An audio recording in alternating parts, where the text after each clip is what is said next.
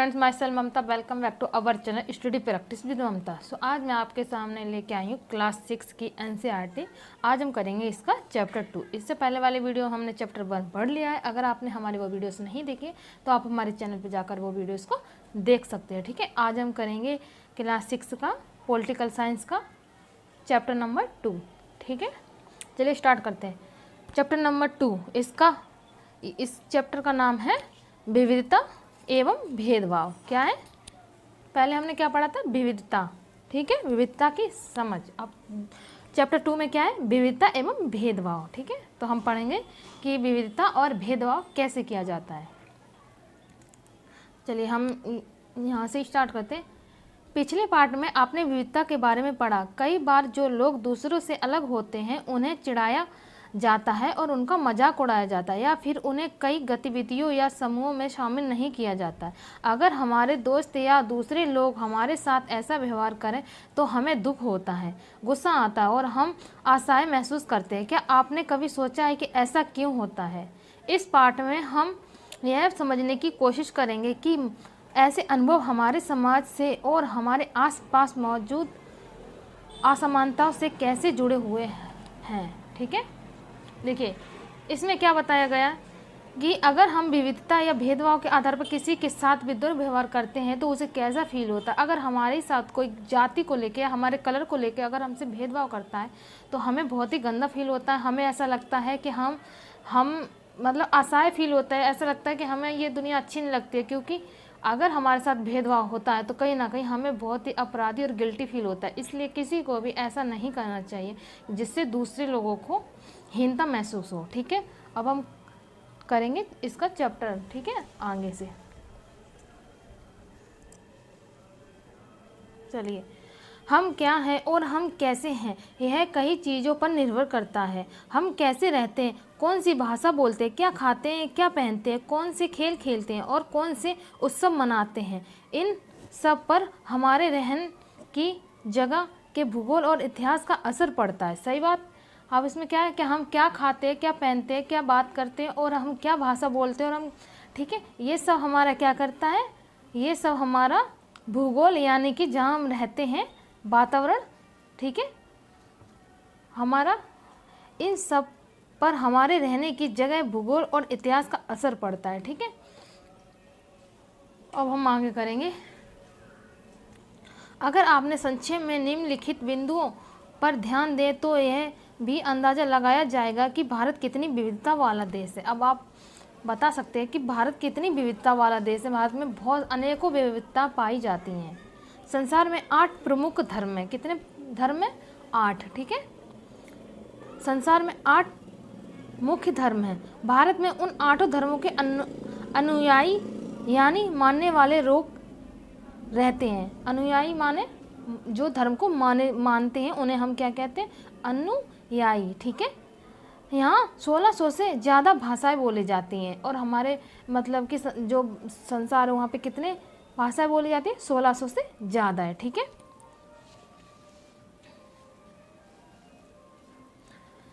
जो लोगों की मातृभाषाएं हैं, यहाँ 100 से ज़्यादा तरह के नृत्य किए जाते हैं। क्या किए जाते हैं? 100 से ज़्यादा तरीके के नृत्य, यानी नृत्य में से डांस, ठीक है, आर्ट, जो अलग अलग स्टेटों के अलग अलग क्षेत्र की जो आर्ट है वो की जाती है। ठीक है, यह विविधता हमेशा खुश होने का कारण नहीं बनती। हम उन लोगों के साथ सुरक्षित एवं आश्वस्त महसूस करते हैं जो हमारी तरह दिखते हैं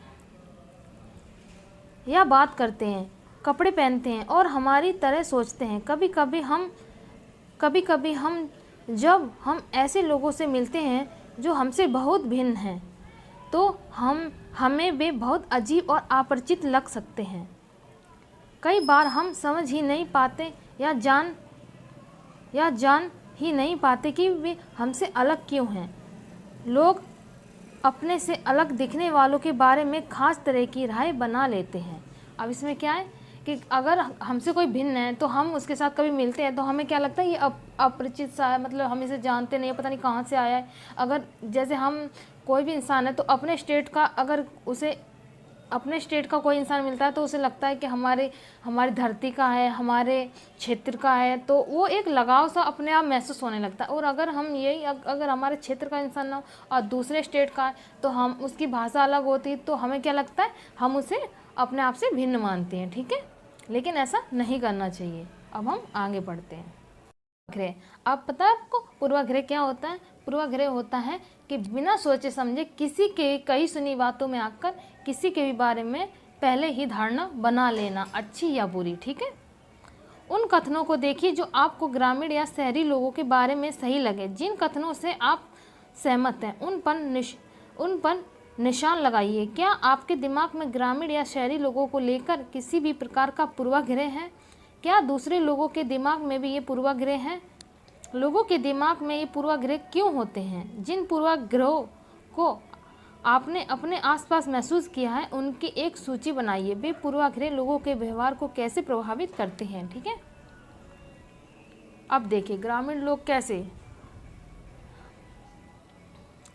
आधे से ज़्यादा भारतीय कहाँ रहते हैं? गांव में रहते हैं, ठीक है। ग्रामीण लोग अपने स्वास्थ्य को लेकर सतर्क नहीं होते, वे बहुत ही अंधविश्वासी होते हैं। गांव के लोग बहुत ही पिछड़े होते हैं और वे कृषि के आधुनिक प्रौद्योगिकी का इस्तेमाल करना पसंद नहीं करते। फसल की बुवाई और कटाई के समय परिवार के लोगों को खेत में 12 से 14 घंटे तक क्या किया जाता है? काम करते हैं, ठीक है। ग्रामीण लोग काम की तलाश में शहरों की ओर स्थानांतरण करने में को बाध्य होते हैं। जब वो गांव में काम नहीं रहता है तो क्या करते हैं? शहरों की ओर चले आते हैं। शहरी जीवन बड़ा आसान होता है। यहाँ के लोग बिगड़े हुए और आलसी होते हैं। अब क्या कह रहे हैं कि ये तो गांव के लोग मेहनती होते हैं, वो खेती करते हैं। गांव के लोगों को इतना टाइम नहीं मिलता है कि वो अपने स्वास्थ्य पे या अपनी हेल्थ पे ध्यान दे सके, क्योंकि उनको सारा दिन काम में लगा रहना होता है। अब यहाँ पे क्या होता है? शहरी लोगों का शहरी जीवन क्या कह रहे हैं कि बड़ा ही आसान होता है। यहाँ के लोग बड़े बिगड़े और आलसी होते हैं। शहरों में लोग अपने परिवार के सदस्यों के साथ बहुत कम समय बिताते हैं। अब क्या कह रहे हैं कि शहरों में जो लोग हैं, क्योंकि शहर की लाइफ जो बिजी लाइफ होती है, वहाँ पे लोग जो होते हैं अपने व्यवसाय में लगे रहते हैं। कोई ऑफिस जा रहा है, कोई कॉलेज जा रहा है, तो इतना अपने परिवार के साथ समय नहीं बिता पाते हैं। और क्या कहते हैं? शहरी लोग केवल पैसे की चिंता करते हैं, लोगों की नहीं। क्या कह रहे हैं कि शहरों में जो लोग रहते हैं वो सिर्फ पैसा कमाने के पीछे पड़े रहते हैं, यानी कि वो कहीं से भी कुछ भी काम धंधा करते हैं लेकिन पैसा कमाते हैं, उन्हें लोगों की फिक्र नहीं। ऐसा नहीं है, लेकिन ठीक है, ये झूठ है। शहरी लोगों पर भरोसा नहीं किया जा सकता है, वे चालाक और भ्रष्ट होते हैं, ऐसा भी नहीं है, ठीक है। शहरों में रहना बहुत महंगा पड़ता है। लोगों की कमाई का एक बहुत बड़ा हिस्सा किराए और आने जाने पर खर्च हो जाता है। ये बात सच है कि शहरों में जो रहना है वो थोड़ा, क्योंकि अगर आपका मकान नहीं है खुद का तो आपको रेंट भी देना पड़ेगा और आपको हर एक चीज़ जो है किराए पे ही लेनी पड़ती है, यानी पैसे दे के ही लेनी पड़ती है। इसलिए शहरों का रहना थोड़ा महंगा तो पड़ता है, ठीक है। चलिए अब हम यहाँ से पढ़ते हैं। इनमें से कुछ कथन ग्रामीण लोगों को अज्ञानी और अंधविश्वास की तरह देखते हैं, जबकि शहर में रहने वाले लोगों को आलसी, चालाक एवं सिर्फ पैसे के सरोकार रखने वालों की तरह देखते हैं। जब हम किसी के बारे में पहले से ही कोई राय बना लेते हैं तो हम उसे अपने दिमाग में बिठा लेते हैं, तो वह क्या कहलाती है? हमारा पूर्वाग्रह। मैंने बोला था ना आपको, पूर्वाग्रह क्या होता है? जब हम बिना ही देखे बिना ही जाने किसी के प्रति राय बना लेते हैं तो वो हमारा क्या कहलाता है? पूर्वाग्रह। ज़्यादातर यह राय नकारात्मक होती है, जैसे कि कथनों में गया है कि लोगों को आलसी, चालाक और कंजूस मानना भी पूर्वाग्रह है। क्या है कि शहरों को लोगों को आप बिना देखे आलसी, चालाक और मतलब कि अपने परिवार से संबंध ना रखने वाले ऐसे मानेंगे, तो ये क्या है? गलत है, ठीक है। जब हम ये सोचने लगते हैं कि किसी काम को करने का कोई एक तरीका ही सबसे अच्छा और सही है, तो हम अक्सर दूसरों की इज्जत नहीं कर पाते हैं जो उसी काम को दूसरी तरह से करना पसंद करते हैं। उदाहरण के लिए, अगर हम सोचें कि अंग्रेजी सबसे अच्छी भाषा है और दूसरी भाषाएं महत्वपूर्ण नहीं है, तो हम अन्य भाषाओं को बहुत नकारात्मक रूप से देखेंगे। परिणाम स्वरूप हम उन लोगों की शायद इज्जत नहीं कर पाएंगे जो अंग्रेजी के अलावा अन्य भाषाएं बोलती हैं। ये तो बिल्कुल सही बात है। अगर हम किसी एक भाषा को श्रेष्ठ मान लेंगे तो हम दूसरी भाषा की इज्जत नहीं कर पाएंगे। इसलिए भाषाएं सारी बराबर होती हैं, ठीक है। ना ही हमारे लिए हिंदी ऊँची है और ना ही हमारे लिए इंग्लिश ऊँची। भाषाएं दोनों को समान लेके चलना पड़ता है, किसी भी एक भाषा की तरफ हम नहीं झुक सकते हैं। हम कई चीज़ों के बारे में पूर्वाग्रही हो सकते हैं। लोगों की धार्मिक विश्वास, उनकी चमड़ी का रंग, जिस क्षेत्र से वे आते हैं, जिस तरह से वे बोलते हैं और जैसे कपड़े पहनते हैं इत्यादि। क्या कह रहे हैं कि हम कई तरीके से, यानी कोई भी इंसान किसी भी स्टेट से आता है तो हम उसके प्रति पहले से ही राय बना लें कि इसका स्टेट तो ऐसे है, यहाँ पे तो ऐसी भाषा बोली जाती है, इसका नेचर तो ऐसा होगा। ठीक है, तो इस तरीके से हमें नहीं करना चाहिए। किसी को बिना देखे बिना सोचे उसके बारे में पूर्वाग्रह नहीं बनाना चाहिए। ठीक है, अक्सर दूसरों के बारे में बनाए गए हमारे पूर्वाग्रह इतने पक्के होते हैं कि हम उनसे दोस्ती नहीं करना चाहते। इसकी वजह से हम कई बार हमारा व्यवहार ऐसा होता है कि हम उन्हें दुख पहुंचा देते हैं। अब क्या है कि ये कहते हैं कि अगर मान लीजिए कोई भी इंसान है, कहता है कि भाई ये तो बंगाल के लोग हैं, इनकी तो भाषा अलग है, ये तो मतलब कि ये तो अलग ही बोलते हैं, जादू टोने लगते हैं, ये करते हैं वो करते हैं। तो क्या होता है कि लोगों के मन में एक धारणा बन जाती है कि इनसे दोस्ती करेंगे तो हमें कहीं ना कहीं नुकसान पहुंच सकता है, ये पहुंच सकता है, वो पहुंच सकता है। तो हमें ऐसी राहें अपने अंदर नहीं बनानी। पहले हम उसके साथ रहेंगे, उसका बर्ताव को देखते हैं, उसके बाद से हमें अपनी राय को बनाना चाहिए। ठीक है, लड़के और लड़कियों में भेदभाव कैसे होता है अब हम ये पढ़ेंगे। ठीक है, समाज में लड़के और लड़कियों में कई तरह से भेदभाव किया जाता है। हम सभी एक भेदभाव से परिचित हैं। एक लड़का या लड़की होने का अर्थ क्या होता है? आपस में कई लोग कहेंगे कि हम लड़के या लड़की की तरह जन्म लेते हैं। यह तो ऐसा ही होता है। इसमें सोचने वाली क्या बात है? आइए देखें कि क्या सच्चाई है। ठीक है, अब हम देखते हैं कि लड़के और लड़की में कैसे भेदभाव करते हैं। नीचे दिए गए कथनों की सूची में तालिका को भरिए और उत्तर के कारणों को जांचिए। ठीक है, वे बहुत ही सुशील हैं, उनका बात करने का तरीका बहुत सौम्य और शुद्ध। ठीक है, तो यहाँ पे क्या है, लड़के लड़कियों की तरह कुछ बातें हैं जो, ठीक है, ये इतना इम्पोर्टेंट नहीं है, तो मैं आपको आगे कराती हूँ।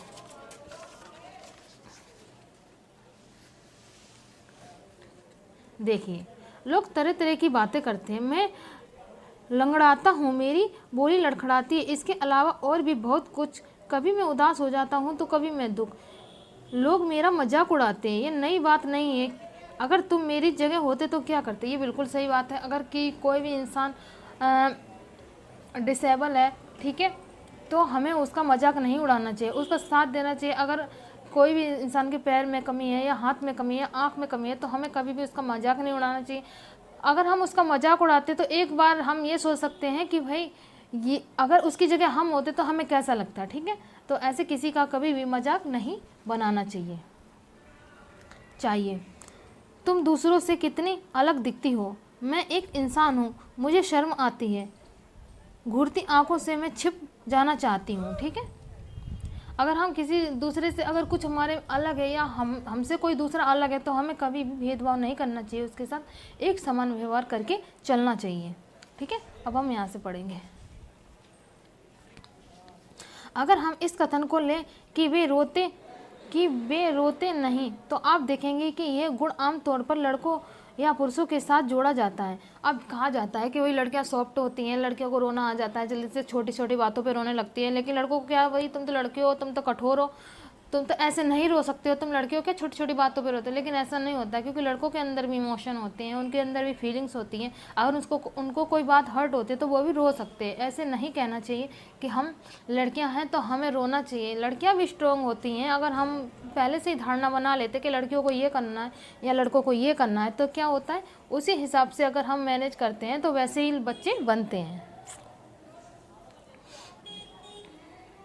बचपन में जब लड़का को गिर जाने पर चोट लगती है तो माता पिता एवं परिवार के अन्य सदस्य अक्सर यह कहकर चुप करा देते कि रो मत, तुम तो लड़के हो। मैंने अभी आपको बताया, तो वही क्या है, इसमें आ गया।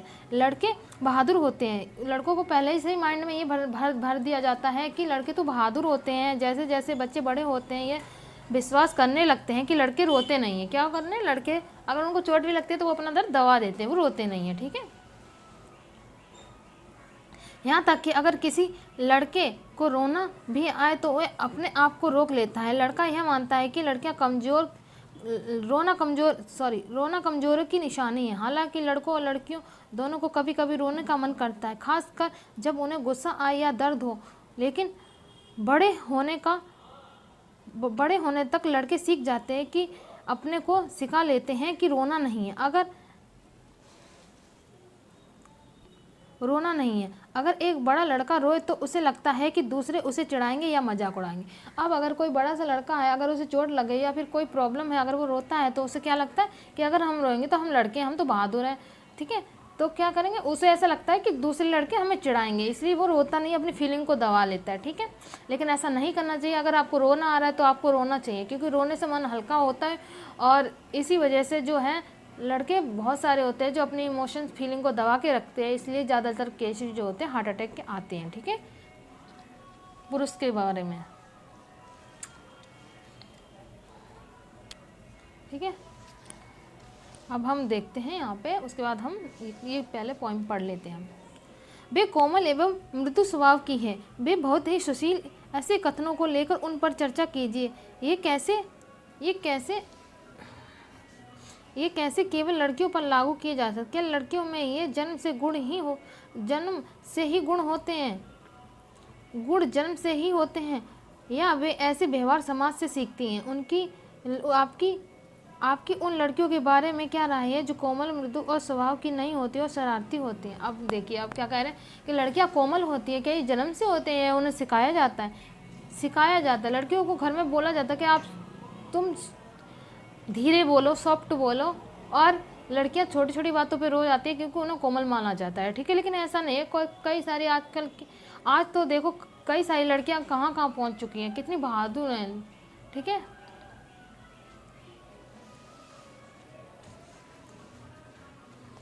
इसलिए वे दूसरों के सामने रोने से अपने आप को, यहाँ देखिए लड़के ना, यहाँ से अब यहाँ से जो है हमारा ख़त्म हो गया था, ठीक है, चिढ़ाएंगे मजाक बनाएंगे, उसके बाद से हमारा ये आया, ठीक है। उसके बाद मुझे ये कविता बाद में पढ़नी थी, लेकिन मैंने पहले पढ़ दी, कोई बात नहीं। अब हम यहाँ से स्टार्ट करेंगे। इसलिए वो दूसरों के सामने रोने से अपने आप को रोक देते हैं, यानी लड़के जो है रोक देते हैं, ताकि उनको लगता है कि मेरे दोस्त मजाक उड़ाएंगे, और अगर हम तो लड़के हैं तो लड़के रो नहीं सकते। हमें लगातार ये सुनते रहते हैं कि लड़के ऐसे होते हैं और लड़कियाँ ऐसी होती हैं। समाज में इन मान्यताओं को हम बिना सोचे समझे मान लेते हैं। हम विश्वास कर लेते हैं कि हमारा व्यवहार इसके अनुसार ही होना चाहिए। हम सभी लड़कों और लड़कियों को उसी छवि के अनुरूप देखना चाहते हैं, और हम क्या करते हैं, लड़कों और लड़कियों को जिस छवि को बना दिया गया है समाज में, हम उसी छवि के रूप में देखते भी हैं। रूढ़िवादी धारणाएं बनाना, जब हम सभी लोगों को एक ही छवि में बांध देते हैं या उनके बारे में पक्की धारणा बना लेते हैं, तो उसे हम क्या कहते हैं, रूढ़िवादी धारणा, ठीक है। जब हम समाज में जो रूढ़िवादी धारणा चलती आ रही है और हम भी उन्हें अपना लेते हैं और हम ही उन्हें मानने लगते हैं, तो क्या कहलाती है, रूढ़िवादी धारणाएं कहलाती है। जैसे ये धारणा ही हो गई है कि लड़कियां रोती हैं, लड़कियां सॉफ्ट होती हैं, लड़कियों को धीरे बोलना चाहिए, और लड़के रोते नहीं हैं, लड़के मर्द होते हैं, या लड़कों को रोना अच्छा नहीं लगता, लड़के रोते नहीं हैं, बहादुर होते हैं, तो ये गलत है। तो ये क्या हो गई, हमारी रूढ़िवादी धारणा हो गई, ठीक है। कई बार हम तो किसी खास देश, धर्म, लिंग के होने के कारण किसी को कंजूस, अपराधी या बेवकूफ़ ठहराते हैं।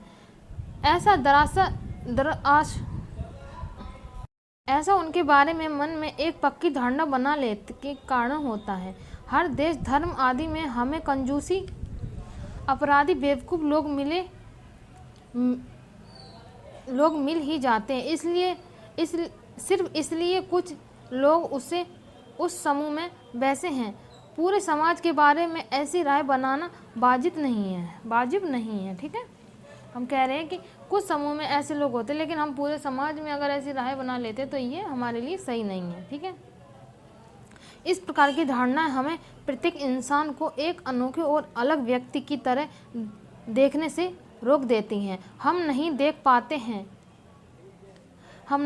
पाते हैं कि उस व्यक्ति के अपने कुछ खास गुण और क्षमताएं हैं जो दूसरों से अलग हैं, ठीक है। रूढ़िवादी धारणाएं बड़ी संख्या में लोगों को एक ही प्रकार के खांचे में जड़ देती हैं। जैसे माना जाता है कि हवाई जहाज उड़ाने का काम लड़कियां नहीं कर सकती हैं।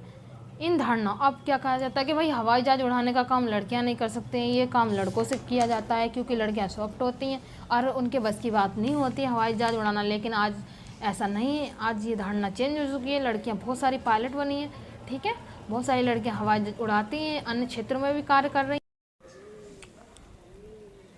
अक्सर हम सब पर पर पड़ता है कि कई बार ये धारणा हमें ऐसे काम करने से रोकती है जिसको करने की काबिलियत शायद हमें हो। ठीक है, क्या होता है कि लड़के लड़कियों का भेदभाव करने से हमें ये कई बार हमें ऐसे काम करने से रोक देती हैं, जबकि हमारे अंदर ये काबिलियत होती है कि हम वो काम को कर सकते हैं, लेकिन लोगों की धारणा और पहले से समाज की रूढ़िवादी धारणाओं के कारण हम वो काम नहीं कर पाते हैं। ठीक है, अब देखिए, अब आगे असमानता एवं भेदभाव। भेदभाव तब होता है जब लोग पूर्वाग्रह या रूढ़िवादी धारणाओं के आधार पर व्यवहार करते हैं। क्या करते हैं? पूर्वाग्रह यानी पहले से बनी राहें या पहले से समाज में आ रही जो रूढ़िवादी धारणाओं के कारण जो क्या करते हैं, लोग भेदभाव करते हैं, तब असमानता और भेदभाव पैदा होता है। अगर आप लोगों को नीचे दिखाने के लिए कुछ करते अगर आप लोगों को नीचा दिखाने के लिए कुछ करते हैं, अगर आप उन्हें कुछ गतिविधियों में भाग लेने से रोकते हैं, किसी खास नौकरी को करने से रोकते हैं, या किसी मोहल्ले में रहने नहीं देते हैं, एक ही कुएं या हैंडपंप से पानी नहीं लेने देते हैं, और दूसरों द्वारा इस्तेमाल किए जा रहे कप या गिलास में चाय नहीं पीने देते हैं, तो इसका मतलब क्या है? तो इसका मतलब है कि आपके साथ भेदभाव, आप उनके साथ क्या कर रहे हैं? भेदभाव कर रहे हैं। ठीक है, अब देखिए, और भेदभाव के कई कारण हो सकते हैं। अब कौन कौन से कारण हो सकते हैं हम पढ़ेंगे। भेदभाव कई कारणों से हो सकता है। आप याद करें कि पिछले पार्ट में समीर 1 और समीर 2 एक दूसरे से बहुत भिन्न थे। ये क्या, कौन से चैप्टर की बात हो रही है? ये चैप्टर 1 की बात हो रही है। उदाहरण के लिए उनका धर्म अलग था। यह विविधता एक पहलू है, पर यह भेदभाव का ही कारण बन सकती है। ऐसा तब होता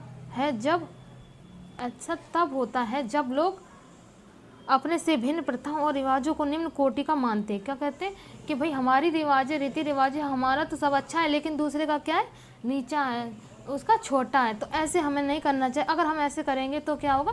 हम अपने से उनको निम्न मानेंगे, और ये क्या है? एक रूढ़िवादी धारणा या उनके साथ भेदभाव या असमानताओं का व्यवहार करना होता है। ठीक है, दोनों समीरों में एक और अंत उनकी आर्थिक पृष्ठभूमि का था। ठीक है, क्या था? दोनों समीरों में क्या था? उनकी आर्थिक पृष्ठभूमि का अंतर था। समीर 2 गरीब था, जैसा कि आपने पहले पढ़ा है। यह अंतर क्या? यह अंतर विविधता का पहलू नहीं है। क्या है? आर्थिक स्थिति जो है विविधता का पहलू नहीं है, क्योंकि समीर 2 था वो गरीब था, और समीर 1 क्या था? अमीर था। ठीक है, विविधता का पहलू नहीं है। यह तो असमानता है। क्या है? असमानता, कि कोई पैसे में ऊपर है, कोई पैसों में नीचे, तो इसे हम क्या कहेंगे? असमानता कहेंगे। भेदभाव क्या होता है? भेदभाव हम जाति के आधार पर करते हैं, कलर के आधार पर करते हैं, ऊंच नीच के आधार पर करते हैं, वो हमारा क्या होता है? भेदभाव। असमानता क्या होती है? आर्थिक स्थिति के आधार पर जो हम भेदभाव करते हैं उसे हम असमानता कहते हैं। ठीक है, बहुत लोगों के पास अपने खाने, कपड़े और घर के मूल ज़रूरतों को पूरा करने के लिए साधन और पैसे नहीं होते। इस कारण दफ्तरों, अस्पतालों, स्कूलों आदि में उनके साथ भेदभाव किया जाता है। क्या किया जाता है? वो लोग गरीब होते हैं, उनके पास अपने कपड़े या साधनों के लिए पैसे नहीं होते हैं, तो क्या किया जाता है? उनके साथ भेदभाव किया जाता है। किसके समान आधार पर? असमानता के आधार पर। ठीक है, कुछ लोग को विविधता और असमानता पर आधारित दोनों ही तरह के भेदभाव का सामना करना पड़ता है। अब कुछ लोगों को विभिन्नता और असमानता दोनों ही आधार पर भेदभाव करना पड़ता है। ये कौन लोग होते हैं? ये होते हैं जैसे कि जिसे हम छोटी जाति कहते हैं। ठीक है, जैसे निम्न जाति के लोग होते हैं उन्हें, क्योंकि एक तो वो निम्न है, ऊपर से अगर उनके पास धन नहीं है या वो गरीब है, तो उन्हें दोनों तरीके की असमानताओं का क्या करना पड़ता है? सामना करना पड़ता है। एक तो लोग कहते हैं कि वो अछूत है या छुआछूत, उनके साथ भेदभाव रंग रूप में या फिर कास्ट के या फिर जाति के आधार पर भेदभाव किया जाता है। दूसरा क्या कहता है? असमानता, यानी वो गरीब है, उनके पास स्कूल जाने के लिए क्या है? उनके पास स्कूल जाने के लिए पर्याप्त साधन नहीं है, उनके ड्रेसेस अच्छी नहीं है, तो क्या है? स्कूल में भी उनको भेदभाव सहना पड़ता है। एक तो इस कारण कि वे उस समुदाय के सदस्य नहीं है। क्यों? एक तो इस कारण कि वे उस उच्च समुदाय के सदस्य नहीं है। ठीक है, जिसकी संस्कृति को मूल्यवान नहीं माना जाता है। ऊपर से यदि वे गरीब हैं और उनके पास अपनी ज़रूरतों को पूरा करने के साधन नहीं है तो इस आधार पर भी भेदभाव किया जाता है। मैंने आपको बताया अगर वे गरीब है तो पर्याप्त मात्रा में उनके पास साधन नहीं है तो क्या वे भेदभाव का शिकार बन जाते हैं। ऐसे दोहरे भेदभाव का सामना कई जनजाति लोग, धार्मिक समूह और खास क्षेत्रों के लोगों को करना पड़ता है। और ऐसे ऐसे जनजाति लोग और धार्मिक समूहों तथा खासकर लोगों को करना पड़ जाता है। ठीक है, आज भी कुछ लोग ऐसे भेदभाव का सामना कर रहे हैं, लेकिन स्कूलों में बंद हो गया, बाकी का समाज में आज भी गांव के एरिया में ऐसा होता है। ठीक है,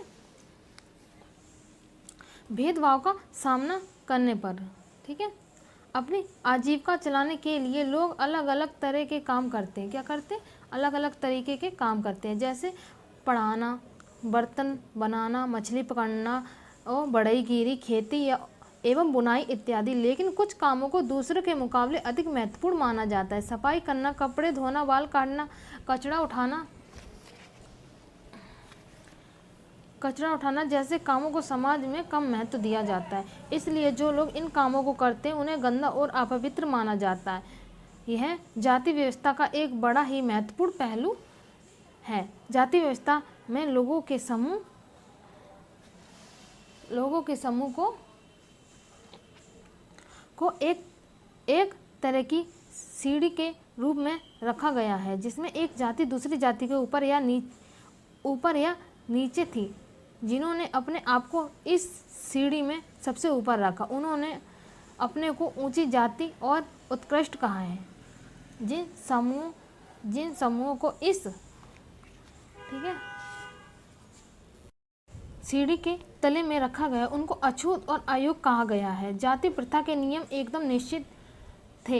इन अछूतों को दिए गए काम के अलावा और कोई काम करने की इजाज़त नहीं थी। उदाहरण के लिए कुछ समूहों को सिर्फ कचरा उठाने और मरे हुए जानवरों को गांव से हटाने की इजाज़त थी।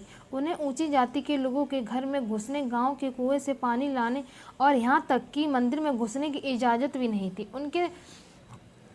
उनके बच्चे दूसरी जाति के बच्चों के साथ स्कूल में नहीं बैठ सकते थे। इसी तरह ऊंची जाति के लोगों को जो अधिकार हासिल थे उससे उन्होंने तथाकथित अछूतों को वंचित रखा। अब बताइए कि पहले से धारणा बना दी गई थी कि जो काम के आधार पर जाति को विभाजित किया गया। पहले कुछ लोगों को कह दिया कि तुम कचरा उठाओगे, तुम नालियाँ साफ करोगे, ठीक है, तो क्या उन लोगों ने वो काम करना सीखे और कुछ लोगों ने पूजा पाठ का काम संभाल लिया, तो क्या वो ऊंची जाति के हो गए। और जो लोग कचरा उठाते थे उनको हमेशा के लिए बोल दिया कि तुम कचड़े उठाओगे, तुम और कोई काम नहीं कर सकते। इस आधार पर क्या हुआ, जाति का भेदभाव कर दिया गया कि जो कचरा उठाता है वो निम्न जाति का और जो मंदिरों में पूजा करता है या जो पूजा पाठ करता है वो उच्च जाति का है।